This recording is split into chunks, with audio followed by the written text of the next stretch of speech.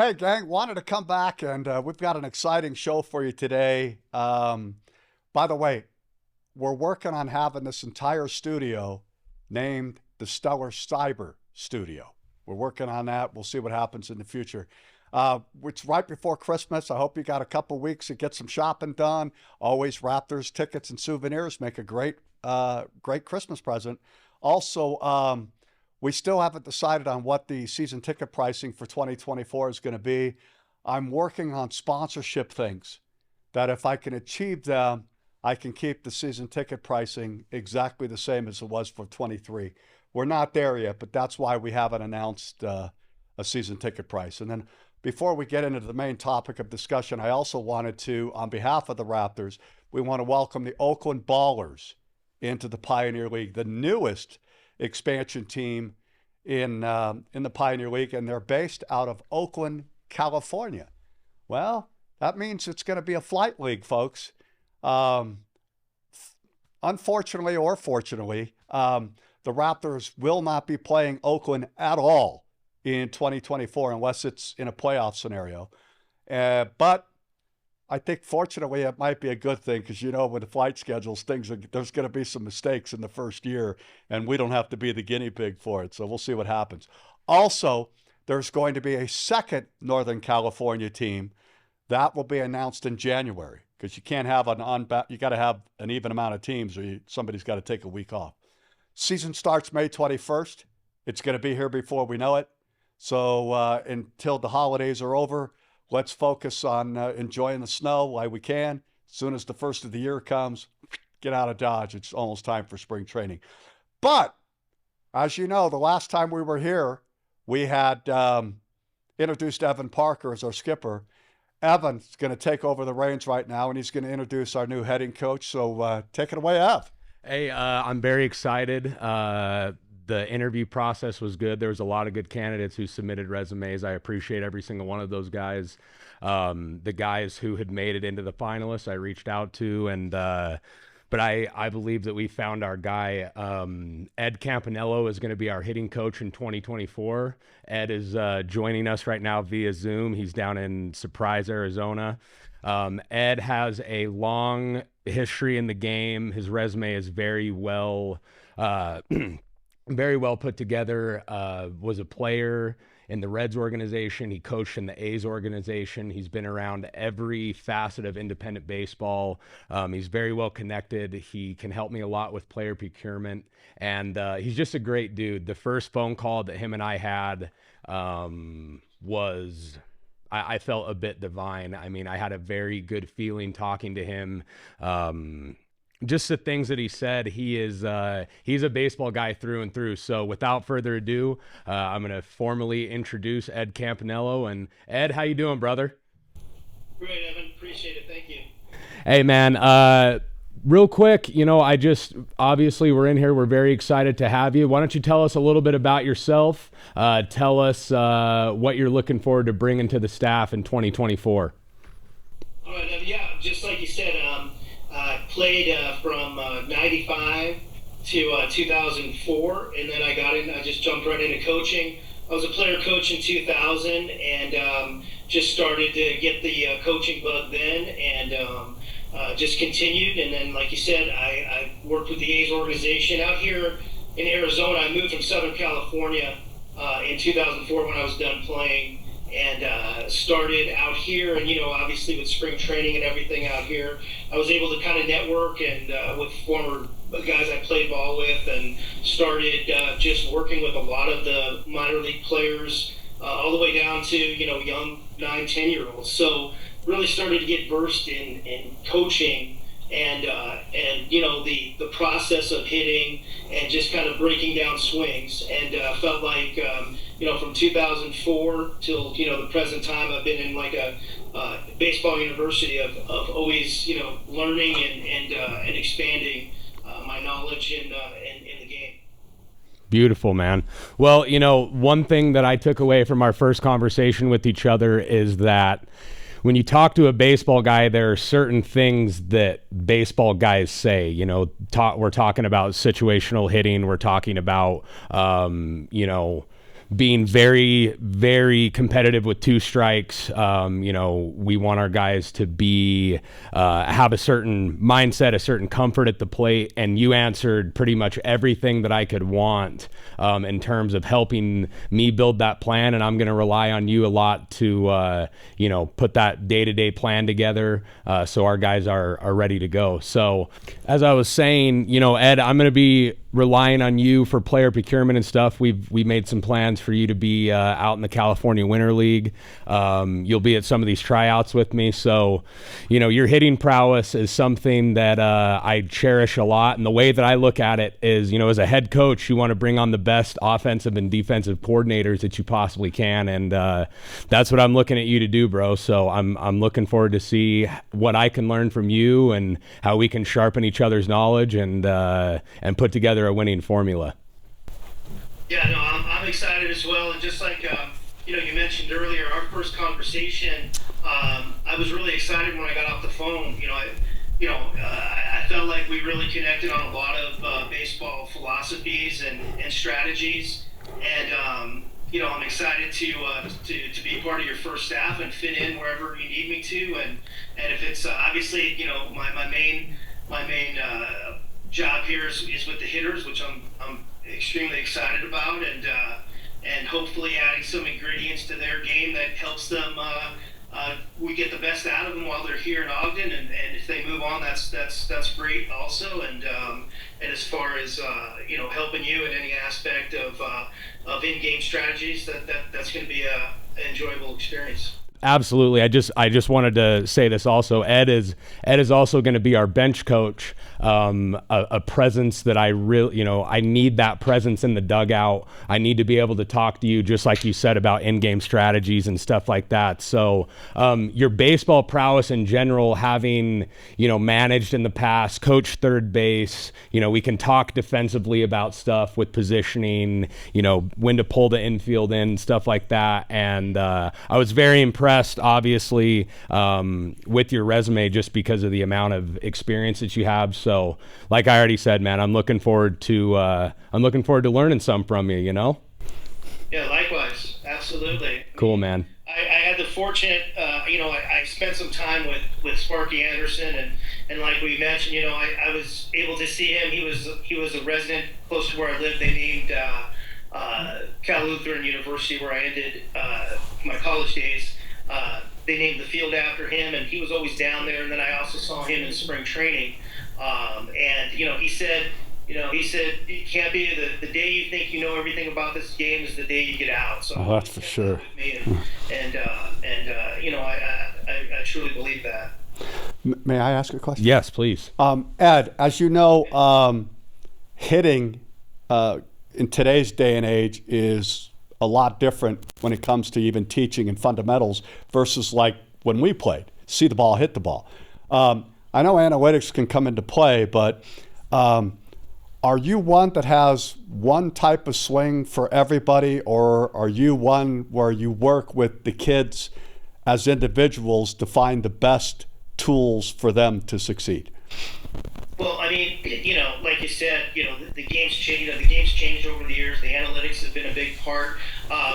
I'm not against the analytics. I'm more of a hybrid, I think. But I do come from a little bit of the old school. What I like to do, and kind of my favorite part as being a hitting coach, is when you get these guys coming in from different organizations, some of them right out of college.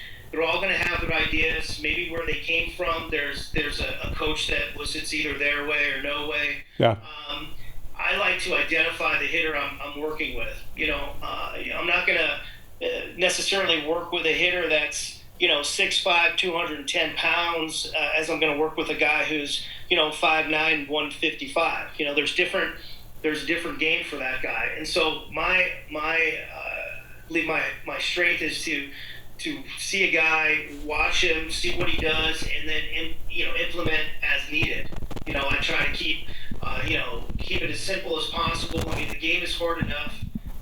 My goal is to get a hitter to be reactionary in the batter's box. If I can do that, then I feel like I'm doing my job. I never want to get a guy so caught up in what's in what pitches and this and that. You got to go up with a clear head. So I feel like hopefully they trust the process of their preparation before the game, and then it's almost like you just push play on a computer and just let it play out. Good. Absolutely.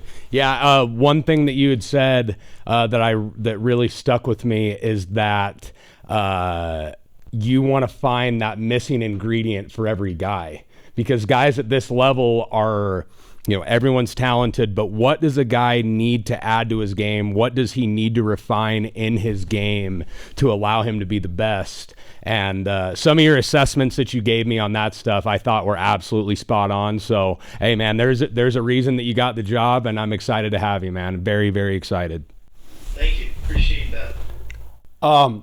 One thing I noticed, and Ed said all the right things today, and I'm really excited because if you go back and look at the World Series that was just played, you had the Diamondbacks and you had the Texas Rangers, and they all played old school baseball. And I love that because we're going to bunt when we need to. We're going to hit behind runners. We're going to move guys over. 90 feet is just as important as trying to hit something to circle all of them.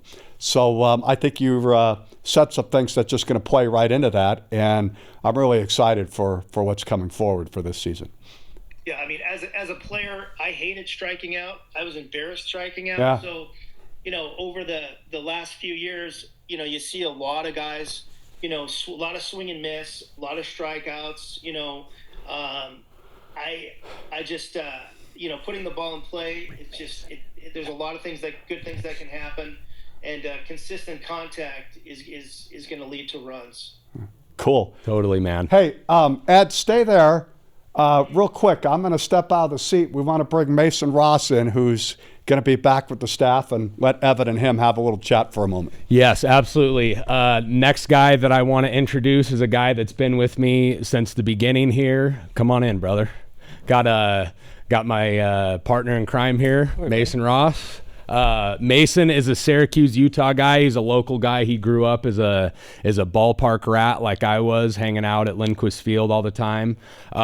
Mason is a guy who brings a lot to my staff for a lot of reasons. He throws big league BP, he can run a fungo, he can catch a bullpen, and I'm going to rely heavily on him this year with a lot of the stuff that we do in terms of, we have TrackMan, we have some of this analytical data that's accessible to us, and I'm going to rely heavily on him to say, hey, we need to get reports on the guy that's going to be throwing today. We need to get reports on the hitters that are going to be in the lineup. I want to look at tendencies. We need to get charts or itineraries for the day posted. We need to get, travel schedule things arranged, and you're going to be a big part of that, man. So I'm very excited to have you. I know you're a workhorse. That's one thing with me is that you got to put the work in, and Mason is a day in and day out worker, and it's an absolute no-brainer to have you, dude. So I'm very excited to have you. I'm stoked to be here. It's nice to be back again, being back repping a Raptors uniform. It's absolutely amazing. So yeah, dude, every day we get to hold it up in our hometown is a blessing for sure. So yeah, just wanted to welcome Mason in. Mason usually keeps his words for in the clubhouse for the players, so I kind of like that. But I'm very happy to have you, brother. I know that hey, I mean, we were part of bringing a ring back here, so let's do it again, right? Exactly. Let's do it again every year that we can. Go Falcons. Ed, do you have anything you want to add? No, I'm just I'm really looking forward to coming out there, and I played in every indie league and every other than the Pioneer League, but looking forward to adding to this championship tradition out there in Ogden. And I mean, what's 30 years out there? So I'm really looking forward to being on that side of the states and working for Evan and yourself. And I'm just going to be excited to get out there. Well, I'll tell you one thing. The first time you step on the field and stand at home plate and look at the backdrop, it'll immediately click where in your head where if you can't hit here, you can't hit. Because you got a 10,000-foot mountain as a backdrop, plus the batter's eye and the screen, and it's just a remarkable place to hit. Yeah, Absolutely. I don't know. Hear that. Evan's a pitcher, so he probably thinks a little bit of the opposite. Yeah. Well, I mean, you walk into our stadium for for 1 second and you feel that energy. You feel just the electricity. I mean, it's one of the most beautiful backdrops in all of all of baseball anywhere. You know, you get a certain feeling going out there, and, you know, hitters like to hit here. But yeah, that's why over the course of Lindquist Field, which opened in '97, I think our record at home is barely over 500. it's because guys play us so hard at home, dude. They get the adrenaline, they step it up. I mean, there's people in the stands, and it's just, and Evan will be the guy, and Ed will too, and Mason, that you won't let the guys get complacent. No, but it happens. no. It's a long. We're playing baseball in parts of 5 months now. It's a long season. Absolutely. But I know for damn sure that this is a winning staff. This is a winning staff. I'm excited to have these guys around me. These guys are absolutely necessary to have around me to have success this year. And you, Trev, we have a championship front office, man. You know, I mean, some of the moves that we made going down the wire last season, going into the playoffs, I mean, we simply don't win the championship without getting some moves done. And so I've sent my salute out to Trev, and I'm pretty sure you already know what I think. I don't know if Ed can mention any of them, but perhaps you can. Mention some of the players that are already slated to come. All right, so let's start on the pitching side of things. Matt Hess, who won a huge playoff game for us last year, the dude's got an absolute bulletproof. He can chew up innings. Yeah, bro. He's got a bulletproof mindset. I mean, he takes the ball, he challenges hitters, he throws multiple pitches for strikes. About 6'7", Ed. Yeah. Yeah, Hess is a big old boy. He's going to help us a lot. 6'7"? Yeah. Yeah, he's a big six. I just won't stand next to him in pictures. No. Yeah, but the one we've got him mid-season last year from the Pecos League, and he just came in and chewed up inning after inning after. What was the one game he threw a CG? Yeah, dude, Colorado Springs. Colorado Springs. He threw a complete game in Colorado Springs where it's 7,000 feet above sea level. Yeah, so we got Hess coming back. We have Rafi Vasquez, who is in our starting rotation. I'm really excited to have him. He has the exact mindset I want a guy, especially a starter, to have. Jackson Smith, who's going to be a big piece for us out of the bullpen, side armor guy. He's going to, if I had to say right now, he'll probably lead our team in appearances because he can take the ball so much. John Rice, who has maybe electric stuff. Yeah, he might have the best spin rate. And he's got one of the best spin rates in all of professional baseball on his stuff. But he could hit 96 on occasion. Oh, dude, yeah. I mean, he's a freak of nature. Quinn Waterhouse is going to be back. Quinn was a huge part of our championship run last year. Quinn is looking at coming in here and competing for that closer job. And if we played tomorrow, I would hand him the ball in the ninth inning. Tell Ed something about some of all right, so Landon Barnes. Landon Barnes is coming back. Lando is an absolute gamer. I mean, literally stuck his face in a ground ball last year that kept us in a game, fractured his orbital, I think, comes back playing with a black eye. The dude almost hits better with two strikes than he does. Not only can he catch, but when he settled in for the last 2 weeks at third base, it changed everything. Dude, he's an it absolute, changed everything. Yeah, I totally agree. Trying to think of, I'm blanking right now. I'm on. Did you sign a first baseman? What's that? Did you sign a first baseman? Yeah, we have Chris Koipel coming in, who's a guy I'm really excited about from Jacksonville University. Hit 13 bombs in college, fielded 998 as a senior. I mean, he's a beast. We got a catcher from BYU, a kid named Abraham Valdez. Yep. Who finished up at BYU, but he's been playing in the Mexican League, so he's wants to try to get out of there and show his talents where they belong, and he's coming home. So it'd be nice. And I made a trade for one of the premier players in the league, Raymond Gill, who's been in Boise for the last 2 years. The guy hit 17 bombs in 22. He hit 14 last year. He did? Yes. I mean, he's got 31 bombs. You got Gill. Yeah, I got Gill. Or we got Gill. We got Gill, exactly. How about you? Yeah. So I'm very excited. I mean, there are guys coming in here who fit every single criteria of players that I'm looking for, and we're not done yet. We're still building. So.